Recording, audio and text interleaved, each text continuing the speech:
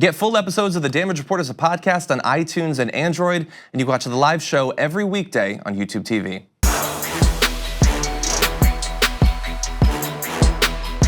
Is Hollywood unnecessarily shooting itself in the foot by rejecting this new crop of female-led movies? Joining us to help break it down, Cara Buckley, culture reporter for the New York Times. Cara, welcome to the show. Thank you for having me. I'm so excited to talk about this topic with you. So I saw you reporting for the New York Times on this topic, a study that was done looking over the course of a couple of different years about movies led by female actresses and by male actors and comparing their box office take. What did they find? Well, they basically, for the study, they looked at the top 100 films for each year and broke down their earnings based on, are the films led by men, are the films led by women? And they found out at each budget level, be it below $10 million up to 30 million, 50 to 100 million plus, at all budget levels, the films led by women out-earned the films led by men. I mean, keep in mind that there were way more films led by men than women in those categories. But at each level, the average earnings that the films took in and the median earnings, which is the numerical center of the earnings, across the board, the women-led films out-earned the male-led films. And not to get too into the weeds, but I was looking at, in some ways it seemed like the study was kind of working against its eventual conclusion because movies like The Force Awakens were classified as male-led films, even though they were obviously led by an actress, despite the social media campaigns against her. She was the face of the movie, and it made a tremendous amount of money. So it sounds like the conclusion should actually be stronger than it is. It could be. I mean, it just depends on who gets top billing in the film. I mean, and it works both ways. So in the example of both of those Star Wars films that you mentioned, the leads were Mark Hamill in one, Harrison Ford in the other. Daisy Ridley had a secondary or tertiary billing. They have to use some sort of statistical. They have to have a statistical standard. And for this, they just used in a studio system database who is the first billing. And so in Teenage Mutant Ninja Turtles, which was a top earner, Megan Fox received top billing. So, it could work both ways. I didn't see that one. I imagine the Turtles were a big part of it, though. One would imagine, and in Trolls, Anna Kendrick. So, I mean, they have to use some statistically sound. They can't bend the rules just because they don't agree with who the studio gave top billing to. But regardless, the women-led films just simply out-earned the male-led films, even though they remain a minority compared to the ones led by dudes. So let's get into why this is significant. So the conventional wisdom, at least has been, and it probably is, that movies that are led by women are gonna make less money.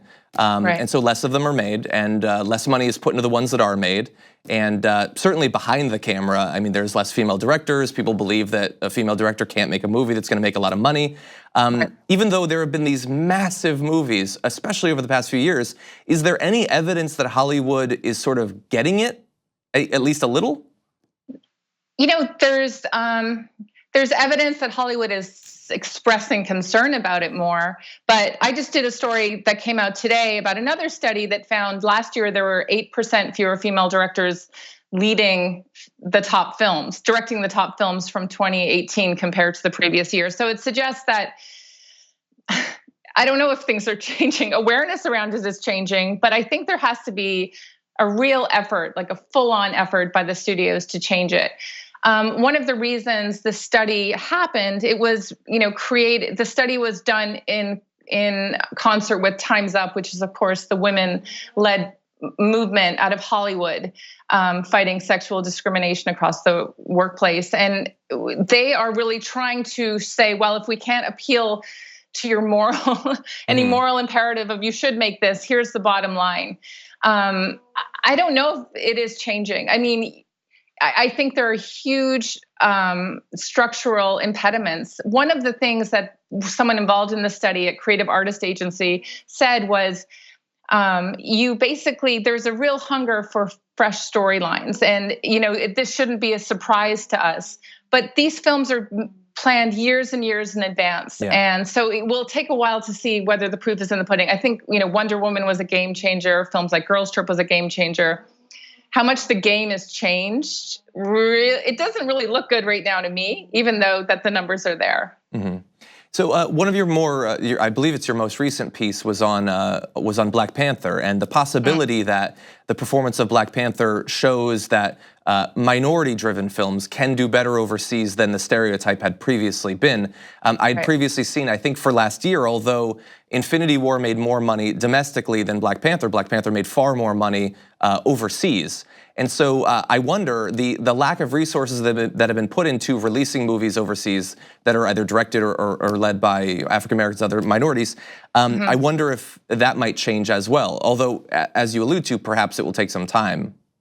Right, and I mean the interesting thing I found when reporting out that story, films like Black Panther, Crazy Rich Asians last year, they did amazing. Films like, in earlier years, Get Out, and even a tiny film like Moonlight, which won the Best Picture Oscar, of course, after that snafu, did exceedingly well.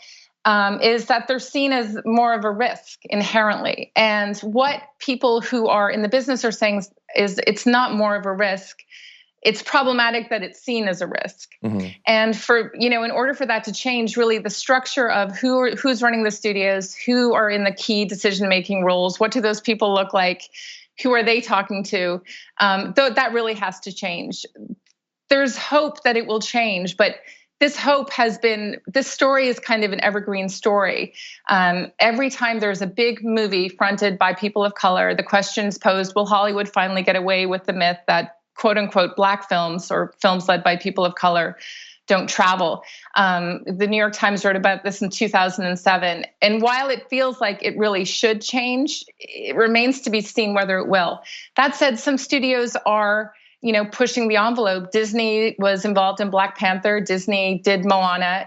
They've really decided to step up and diversify the stories that they're telling, and they seem to be reaping the benefits. There really is a hunger for films, that aren't from the same perspective. And as I think this study about women-led films earning more than male-led films shows, there's this thirst, there's the economic reason to do it. What really needs to be done, and what I believe is being done somewhere, is a study of how exactly films led by people of color do perform abroad, because we compare it to films by white people, as by and starring white people. We don't have those figures yet.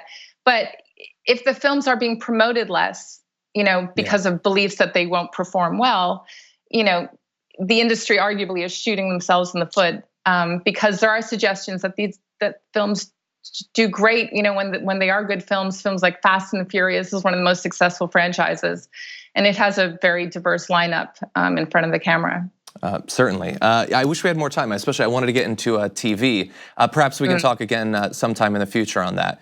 But anyway, I want to thank you for your work, a fascinating topic, and thank you for joining us on the Damage Report, Kara. Thanks for having me.